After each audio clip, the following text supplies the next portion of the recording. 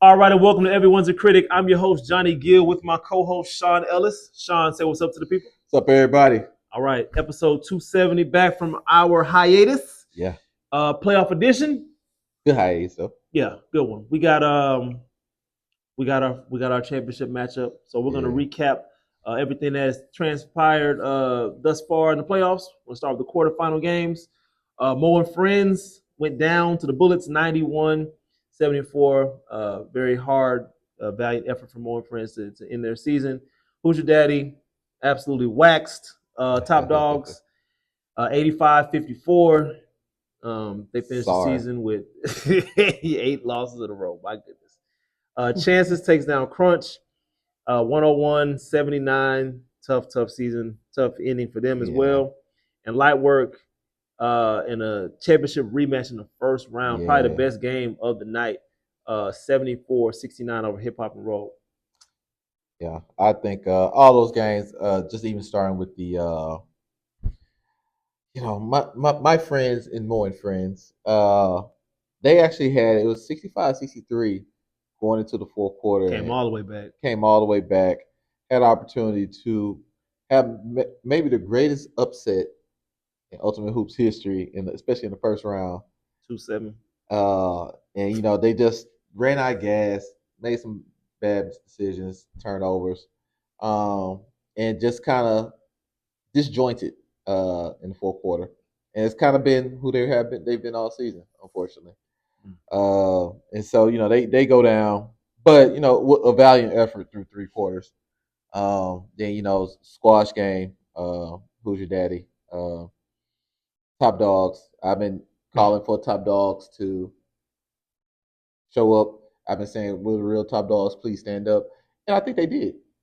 And the real Top Dogs, unfortunately, are bad. Yeah, they tapped out twice to the same team. Yeah. And That's crazy. Then, like I said, another squash game. It's unfortunate, and we'll kind of get into this in a minute. Just I think Chances has Crunch's number. I think they beat them by 1. I mean, they lost them by 1 the first time they played, which was a upset that we thought at the time before they rolled 5 games in a row. And they lost 4 games in a row, 2-2 Chances. And both of them, they smacked them. So it's kind of unfortunate. But in the game of the night, like I said, and we'll talk about this in a minute. Hip Hop and Roll got a tough draw, man. And they played a hot team at the right time. And, we kind of see how it turned out. Amazing game, though. Probably the best game of the playoffs so far. Yeah. So I agree with that. Really good game, but unfortunately they took the L, and Light Work prevailed.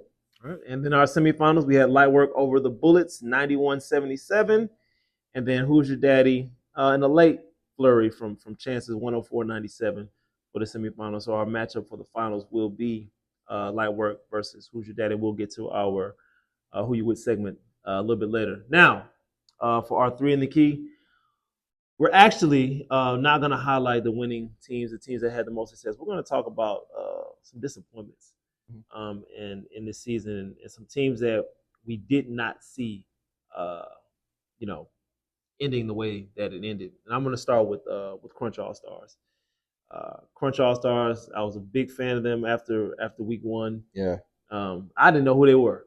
Yeah. And I disrespected them a little bit. Yeah, absolutely. And then they went on to win 5 straight. And I was a fan, like I said, after week 1. And they kept winning, kept playing the basketball the right way. And then along the way, something happened, man. And teams got a blueprint, and literally every team after that kind of took away that blueprint. And they did. They always fought back. They never really quit. But just a tough season. I don't think I've ever seen a team start off 5-0 and proceed to lose 4 games in a row in a first round exit. I don't think I've ever seen that before. This is not an indictment on Crunch, but it's definitely a wake up call. Crunch, I hope y'all do come back and redeem yourself, because I know y'all are feeling it right now, and it's tough. Yeah. And I feel y'all. Yeah. They looked good through April and May, and they didn't win a game in June. Something happened when June came around. The clock hit June, and they just were never the same. They're ready for this month to be over. Yeah, they need to get the heck out of June. Yeah. Seriously. Yeah. And it's unfortunate because they were such a silky smooth, and team. They played basketball the right way. They moved the ball, and you can even see with the last couple games, or really this game here, the playoff game, these chances. They play a lot more ISO this game than I had seen them play all season. And it might have been due to the fact of maybe teams understanding their ball moving, understanding that team uses paint touches to create jump shots. Mm-hmm. And I don't know if people just had a real scout report on them, but sure looked like it. A lot of shots they were getting seemed a lot. They were just a lot harder, and it was just hard to attain the same level of play that they had through 5 weeks of the season. Because, like I say, April and May they looked amazing. Yeah, unbeatable. And then when June came, it just all of a sudden, man, it just I don't know, man. The dog days of the summer that they saw it, and this early in the summer still, but they already are hitting the dog days of the summer with their play. So it was just really unfortunate because we really had high hopes for this team. We thought they were going to be maybe the first team to kind of be a opening franchise, just be their inaugural season, and they go out and play for a championship and win a championship. We had never had it happen. We've had two teams come close. Right. We had New Era, went undefeated, lost in the semis. And then we had a team that recently, Jersey Village, go undefeated, lose in the finals, get smacked in the finals. Got smacked in the finals too. And by Lightwork, actually. Yeah. That was Lightwork's first championship. So, it never happened before, unless you want to call it Mudge's team Tufan, but Tufan really isn't. That was really like boot game. Boot game. Yeah. Just with a different name. Yeah, we're not going to give you all that much. We're not going to give you all that much. So, but yeah, it was dope to kind of see them kind of come out there and do that. But like I said, it was a lot of parity in the league this season. It just really was. I mean, look at it right now. We almost had 2 4-4 teams make the finals. Which one 4-4 team did make it, but I mean another 4-4 team almost made the finals. They were that close. So just shout out to everybody, doing what they do. But yeah, it's just kind of disappointing because we really had really high hopes for Crunching. Unfortunately, they just couldn't finish the season how I think they really thought they probably could have with so much confidence. And like I said, I'm in a group chat with them, and I can tell you about how awesome their group chat was. And then all of a sudden, they started taking those losses, man. It's got really quiet. Yeah. You know what I'm saying? The group chat, like no one was saying anything. The notifications wasn't going on. Yeah, at all. They went from talking all day, every week to not saying anything at all. So you could tell that the losses were starting to build up on them, and it started to become part of their consciousness. And that your consciousness goes to your confidence. It just does. Yeah. And you could see it on the floor. So it's unfortunate, but you get an opportunity maybe to make up for it next season. Come back. So Sean had to leave his phone in the charger because of all this foolishness. Yeah, exactly. That's how it used to be for real. Seriously. Absolutely, man. And it was just one of those things where I'm cool with it. I like being in you guys' group chats because I really like to see the camaraderie between the guys. But hey, man, that's part of the group chat too, though. When you lose, that's when you got to come closer. You can't break apart when you start losing. And that's what happens with a lot of teams, You start losing, you start kind of seeing the creaks, and then you start falling apart. Instead of getting closer. Yeah. Now, you had hip hop and roll? Yeah, hip hop and roll, man. They got a bad draw, unfortunately. All that winning that they did, it got them to get to a top 3 seed. So they started off season slow. They started off 1-2, and then went on a great run. They were probably the hottest team in the winning 4 of the last 5. Yeah, and it kind of carried over until where you thought they get a nice playoff matchup in the first round. They might have to play somebody in the second round, leading to them getting into the finals. And they end up playing their finals opponent in the first round. They got 3-6 matchup. And like I say, unfortunately, Lightwork stunk it up the first 3-4 weeks of the season. And then they got on a run. And then they lost their last game. So it dropped them to the 6th spot. And Hip Hop had the 3 spot. They had to clash in the first round. It's very similar to so when the Rockets in 1990, which is crazy, that was 30 years ago, man. I'm showing my age again. The Rockets played the Jazz in the first round when they were the 6th seed after winning a championship. They won a championship the previous year, came back the next season, ended up being the 6th seed. Utah wasn't Utah yet. They were still good. They were still good. They were still very good, though. They were a contender. But, I mean, it was in the Western Conference Finals the year before against the Rockets and lost. So, yeah, they played the Western Conference Final opponent from the year before in the first round. Yeah, and granted, it went all At the time, it was best of 5 in the first Crazy. round. Like back then, like them two had some battles. Yeah, and it came down to a Game 5 game in Utah that they ended up losing where the Rockets prevailed. And that's kind of Utah knew that wasn't a real 6 seed. You think that you get an easier opponent in the first round as a 6 seed, and unfortunately, you got the defending champion. And that's kind of what ended up happening to Hip Hop and Roll. They got a bad draw, man, and they're playing a really good team in the first round. I remember thinking, like, if they get through this, they'll be paddle tested. They can be a 2-time champion. But unfortunately, it didn't work out for them because they played a hot team. And they jumped on them. Yeah, they did. They jumped on them early, and they had to fight and crawl their way back. CJ with some heroics, hit some big shots. CJ was unbelievable. And almost pulled it off. I started looking at it from the sideline. I looked at the guys, and I was like, he's not going to let them lose. He's not going to let them lose. But luckily, Alex, who we'll talk about in a minute, MVP, he kind of did some things, made some plays, and, Riley played huge in that game. Some and ones. Got some and ones, and, they did enough to – and Rob and Josh, too, they're big defensively. They're gonna be huge in the finals, by the way. They just did enough to kind of get them over the edge, which good teams do. We kind of forget that Lightwork won championship just a season and a half ago. Even though Hip Hop Bro is the defending champ, Lightwork played them in the finals. We kind of forgot that because they started off so bad. So they have this is Lightwork's third time back to back. Yeah, they're going back to the finals 3 times in a row. So we kind of forget that they like that. They're a good team. So. It just sucks because I really feel like hip hop had done some things the last 5 weeks that I feel like they could be a back-to-back champion. We haven't had a back-to-back champion in a while, man. Or at least get back. Yeah, but it's been at least 5-6 seasons where we've had a back-to-back champion. So it'd been nice, but unfortunately, it couldn't happen. I thought hip hop had enough to be that team, but unfortunately, it didn't work out for them like that. But again, it's a lot of parity in the league this season. So, but shout out to it's the luck of the draw. Okay, now for our In Their Bag segment, we got two guys that represent the finals. Yeah. For me, Alex Mars, great season, MVP season. Tonight it wasn't necessarily him getting downhill; it was the 3 ball that was working for him. He said, and when I interviewed him, I asked him, I was like, have you made a conscious effort of working on that on this long range? He said, no, this is what I do. I said, oh.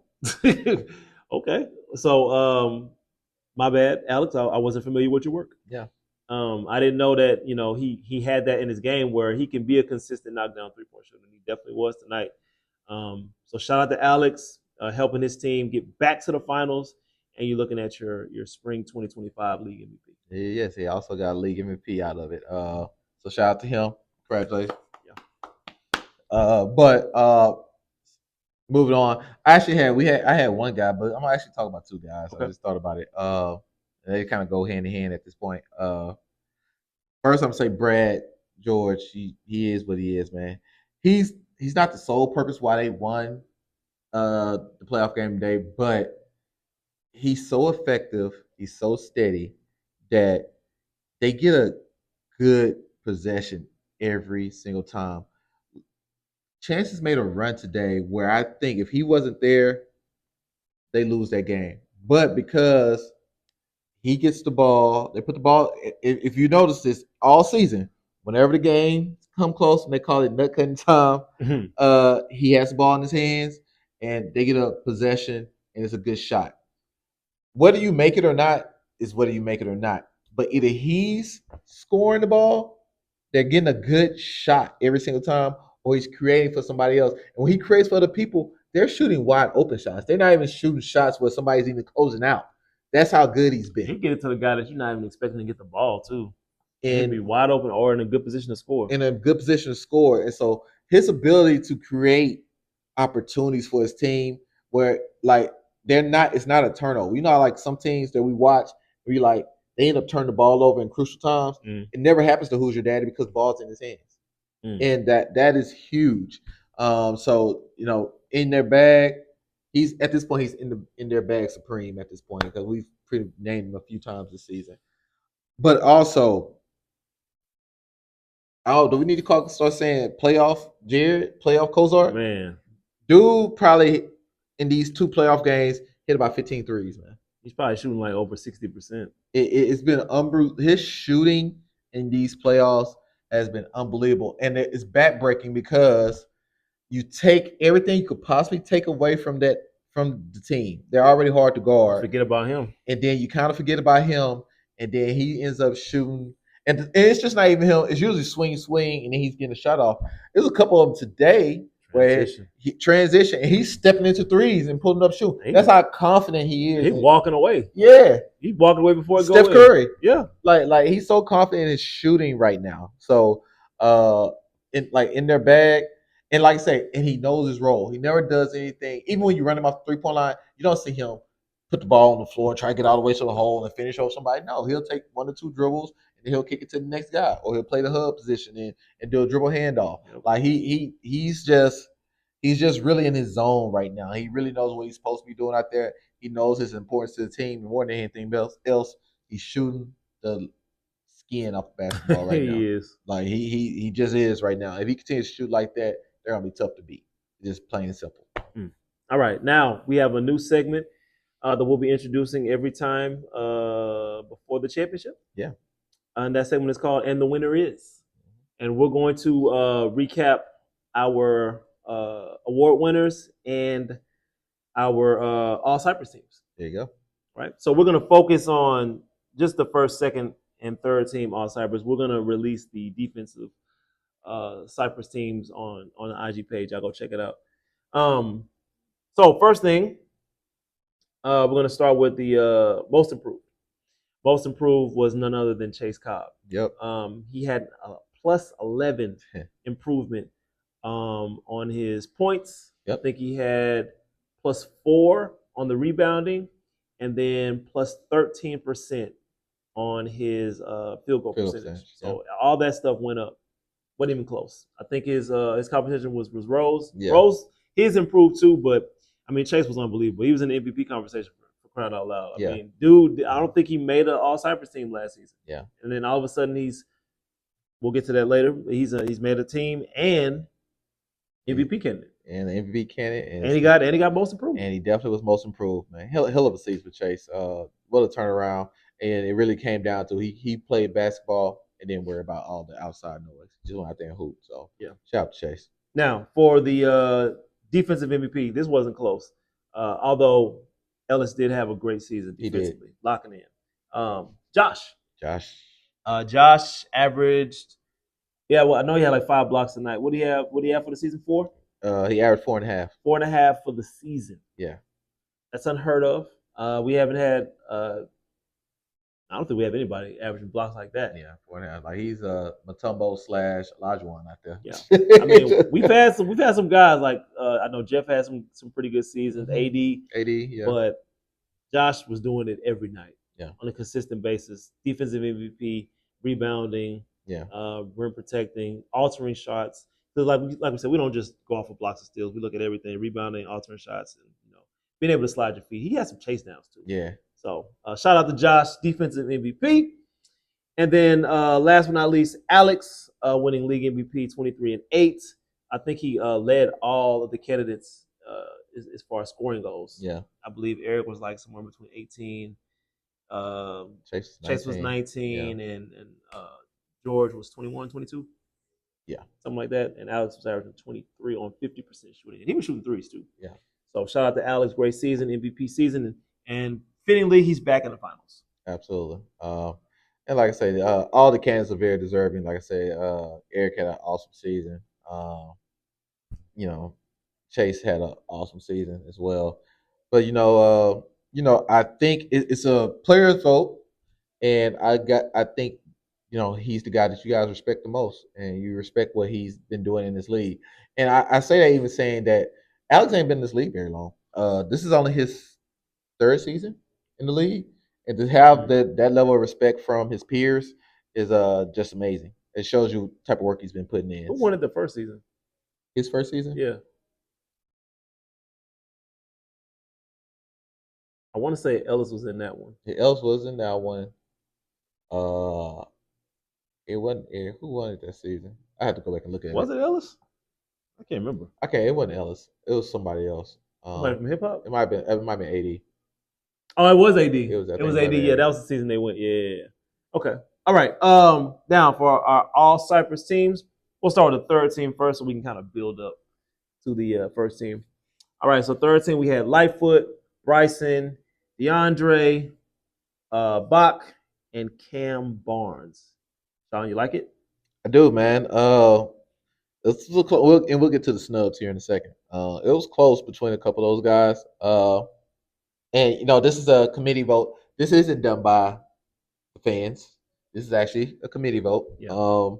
And so it was very, very close. But I like that third team. That third team pretty good too. Could get buckets and they could defend. Yeah. So I really like that third team a lot, actually. Okay, second team, we got Paul, we got Rose, we got Steez, Kedrick, and Brandon Irwin. That second team will score. I ain't gonna say they all can play defense, but they can definitely score. They can score. They're gonna get it up. They gonna get it up, and they'll put the ball in the hole. So that matchup nightmare over there. Yeah, that second team will score. Kedrick's a defender on that second team, but the rest of those guys, I wouldn't say they're defenders. They can score though. They put the ball in the hole, man. Yeah, for sure. It's gonna be a lot of fun to watch. Yeah. And last but not least, our first team, we got Alex Mars, Eric, Ellis, Chase, and Brad. Yeah. That's a nice team. Yeah, that's a nice team, man. Can anybody beat that team? I don't think so. They got a nice selection of everything with that team, man. Got some defense, offense, defense, physicality, IQ. Yeah, that matchup nightmares. Yeah, that's a solid first team. I know everybody's not gonna be happy. They probably be like, where's what's his name? Look, I don't think you can argue with that first team. You can make some arguments for that second and third, but that first team, I don't think you can make an argument with it at all. Yeah, and we got everybody that was in the MVP conversations on that first team. Yeah, absolutely. So deservedly. Yes. All right, and now for our snub team, we got Mike Wilson, Rashawn, Josh, John, and Sweat. Yeah, John, come on. Yeah. Hey, look, man.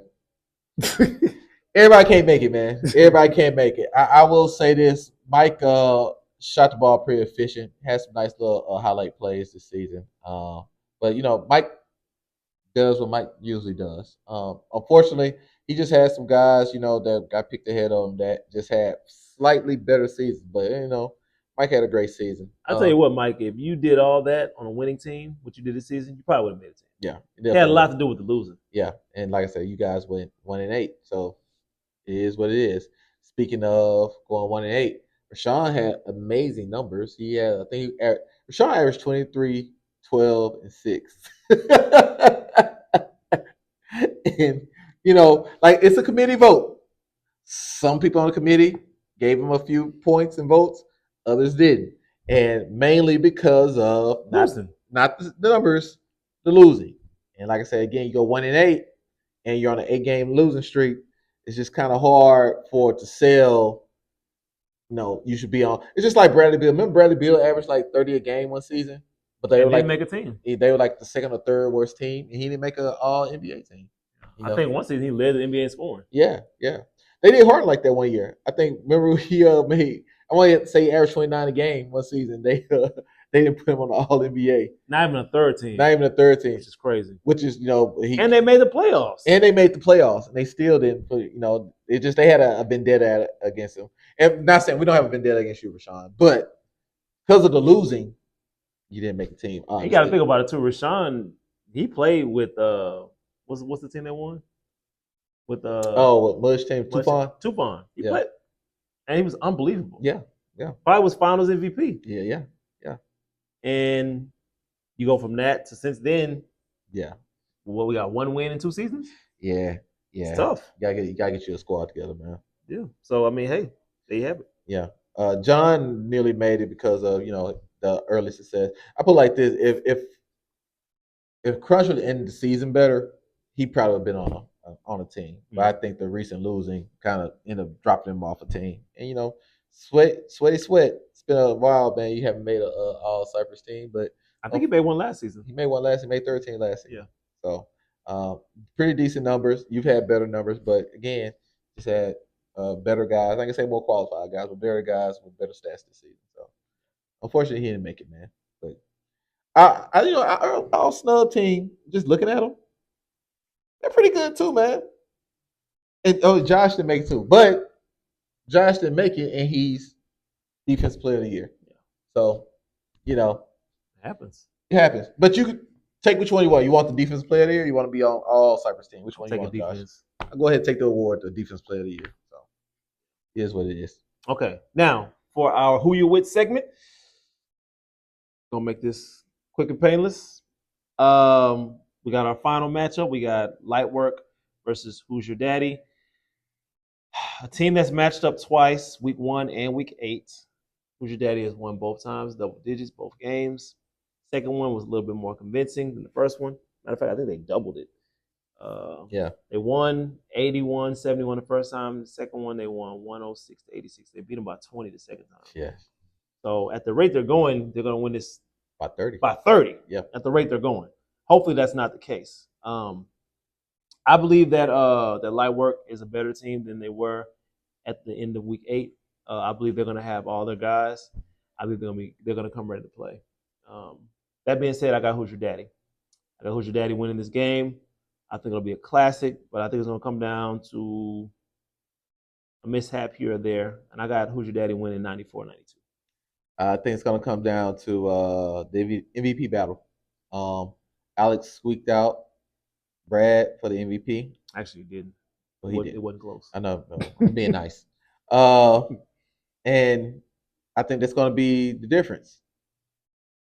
And me saying that, I think Bradley may be able to get them more quality possessions down the stretch, which probably gives Who's Your Daddy a victory.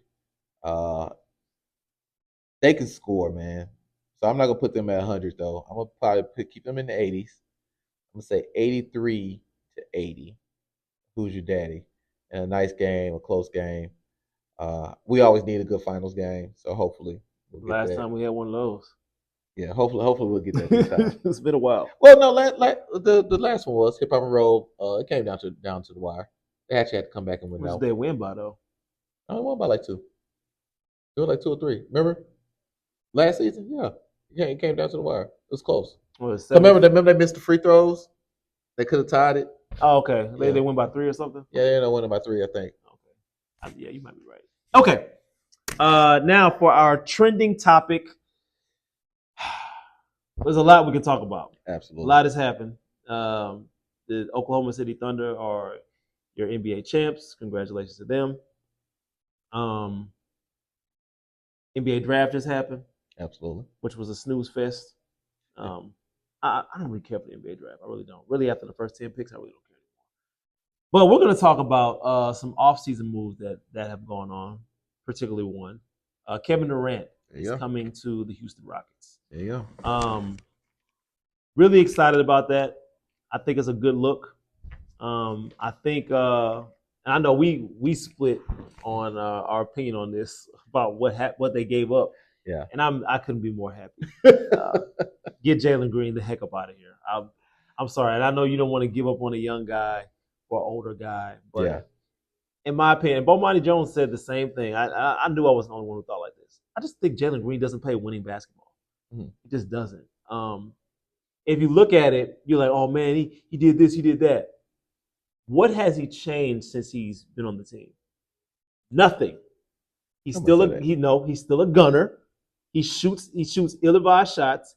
It's just that you put better pieces around him so he's able to do what he wants to do, and it looks better because they're winning because of the pieces around him. When he had a sorry team around him he was shooting at, it looked terrible. So now that, they're winning and you got winning pieces and they're playing a winning brand of basketball, it doesn't look as bad because it's like, oh, we're winning games. We look good. We're the second seed, blah, blah, blah. But the truth is he has not changed his game. And everyone sees it, and everybody knows how to game plan for him. So that is why he is no longer a Houston Rocket. That is why he is no longer going to be a Phoenix Sun, and he's going to be getting shipped around. Nobody's going to want him. Nobody's going to want that. Who wants that? Not me. He's a 20. Good riddance. He's 23 years old, and what you're speaking of is that he didn't change the game and he looked like this with a sorry team. He's a gunner. Basically, all the Rockets did was create structure around him. You create structure around young people, they usually have success. And that's all that happened. They just created structure around him. That's why he looked a lot better. He definitely. You're saying exactly what I said. He didn't change his game. He did. He plays defense. I see that he tries to facilitate a lot more than he did in the past. So he made some. I personally. Now I think I think the trade was good. Thank you. That's all I wanted to know. Now the trade was good, but I do feel like I had my reservations about the trade on the simple fact of you don't quit on young players that average 22 points a game. You just don't have 22-year-olds who do that. Empty stats. You know, I mean, they were second in the West this year. Can't call it empty stats. It's empty stats. They have a good team around them. Bradley Beal, 30 points a game was empty stats. That's true. I'm curious to know what Jalen Green's plus minus was this year. I'm pretty sure. I'm so curious to know what it was. Playoffs included. Oh well, playoffs that's probably different. But during the regular season, I definitely think he's probably on the plus side because he did some good things. He's in with other guys like Amen Thompson and Şengün and different things like that. Like I said, my reservations were this is my only part of trade for Kevin Durant was I was afraid that they was going to have to trade away 3 or 4 of our young stars to attain him. But trading just him and Dylan, and I hate losing Dylan Brooks, but just trading Jalen Green and Dylan Brooks. The reason why it's okay to trade Dylan Brooks is because Dylan Brooks is kind of in the way of one of those younger guys playing. So now you can create more minutes for Jabari, more minutes for Tari Eason, and I guess what's name is going to get minutes now anyway. The young guy. You ready? You want to hear it? Give me 30 more seconds. Yeah, so I think that was the part. But yeah, just trading for Kevin Durant straight up with Jalen Green and Dylan Brooks and some draft picks, I have no problem with that at all. We got a ton of draft picks and we got a ton of young players. So you keep the core of your team and just switch them out with Jalen Green. I like it, So, but again, the only downfall is Kevin Durant's probably gonna be good for about 2 to 3 years. Jalen Green may be good for the next 10. That's the kind of define good. I mean, like I say, 22 points a game. But go ahead. What you got, man? All right. So his rookie year, his plus minus. We're talking about this season. I'm gonna go all. I'm gonna do them all. His rookie year, he was minus 519. I mean, they was terrible. Okay. His second year, he was minus 447. He's better. His third year, he was a plus 31. They were better. And then this year, he was a plus 166.